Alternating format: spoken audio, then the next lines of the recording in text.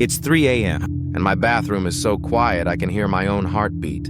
Then I notice it a single black droplet crawling upward from the drain, defying gravity, like it's watching me. A voice, low and wet, hisses from the pipe. Evan, come closer. My name over and over, like it knows me better than I know myself. I should have walked away. I should have never leaned down to listen. What would you do if something in the dark whispered your name and knew every secret you buried?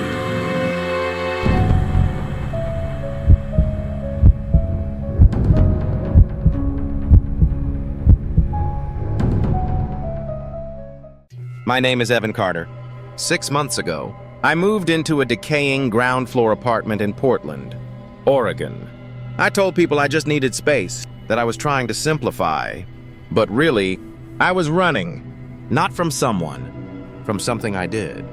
When I was 15, my little brother Tommy drowned in the Willamette River. We weren't supposed to be there. He was always afraid of the water, but I was tired of him being the soft one, the baby. So I dared him. Jump or I'm telling Mom you cried. I still hear my voice saying it playful, cruel, stupid. He jumped.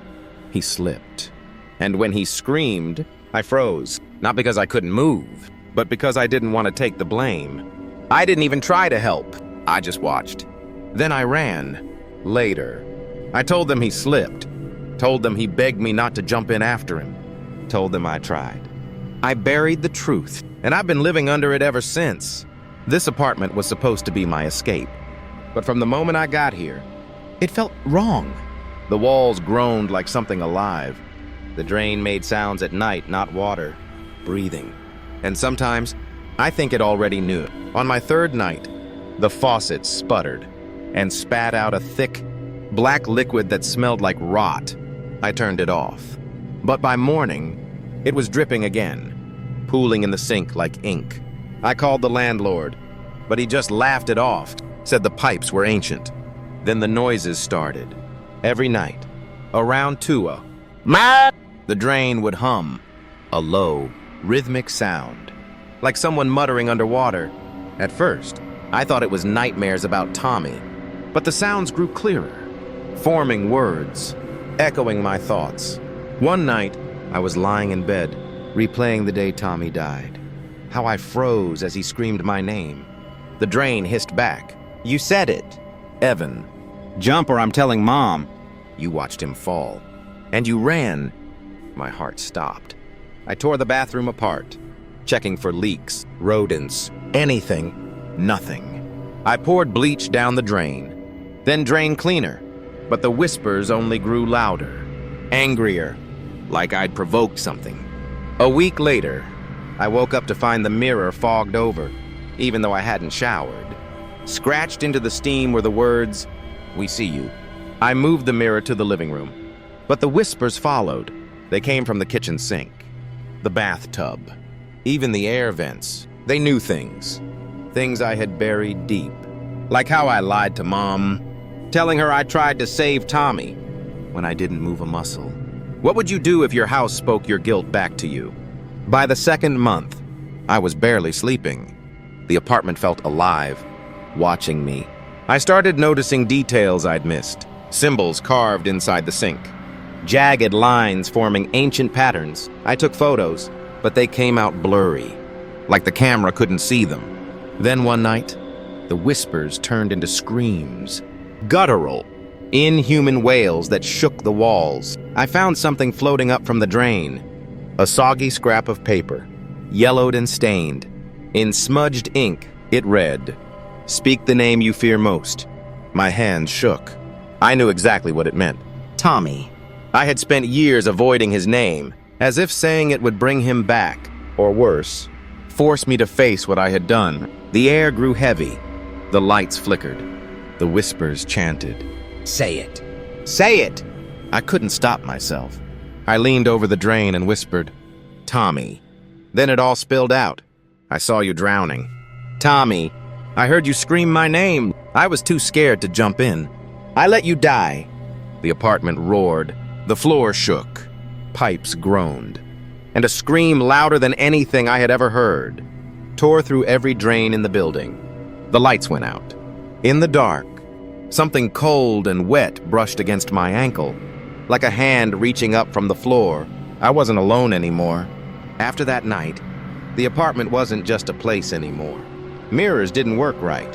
I'd catch glimpses of faces, not mine, twisted, waterlogged, with wide eyes and stretched, smiling mouths. They vanished when I blinked, but I could feel them watching. Black liquid started seeping from the walls, pulsing like veins, forming patterns that matched the sink's symbols. I tried to fight back. I smashed the pipes with a hammer, but the liquid kept coming, crawling toward me. Like it was alive, I boarded up the bathroom. But the whispers leaked through the walls. They spoke in voices I knew. Mom's, Tommy's, even my own, mocking me. Then my memory started slipping away. First, it was little thing, the smell of Mom's cinnamon cookies, the sound of her singing me to sleep. Then bigger things. I couldn't picture Tommy's face anymore. His freckles, his crooked grin, gone. I wrote notes to remember, but the words dissolved into black smears. One night, I woke up to find wet footprints circling my bed, leading back to the bathroom. I followed them. I saw hands, pale, bloated, webbed fingers, clawing from the drain. I tried to leave. I grabbed my keys, ran to the front door, but when I opened it, I was back in the bathroom, the drain gurgling my name.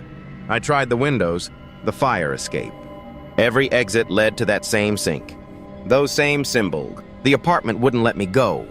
The whispers hissed. You're almost ready. One more, and the door will open. What door? I didn't want to find out. Last week, I stopped fighting. The apartment had won. I couldn't remember Mom's name, or the street I grew up on. I couldn't even remember why I was afraid. The whispers were all I had left, filling the void where my life used to be. Last night, I looked in the mirror. What was left of it? My face was gone.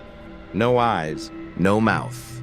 Just smooth, soft skin, like wet clay molding itself into nothing. Then I saw it, a single eye, not mine, opening in the center of my face. It was black, endless, like staring into a void that stared back.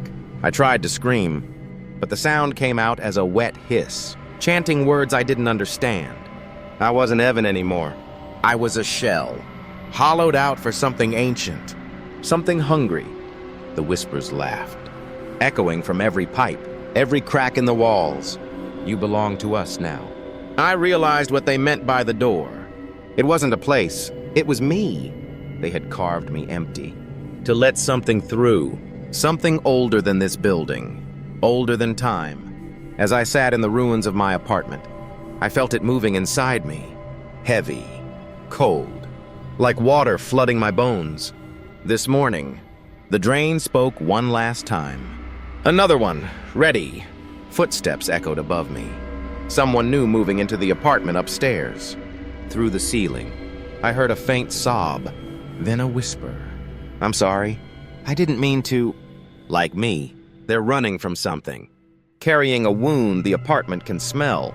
The drain started again, soft, hungry. What's your name? I don't know how many others this place has taken, how many shells it's carved before me, but I know it's not done. If you ever hear a sound from your drain, whispers, gurgles, anything, don't ignore it. Check your pipes, look for symbols. Get out before it learns your name. Your apartment might be waiting, just like mine was.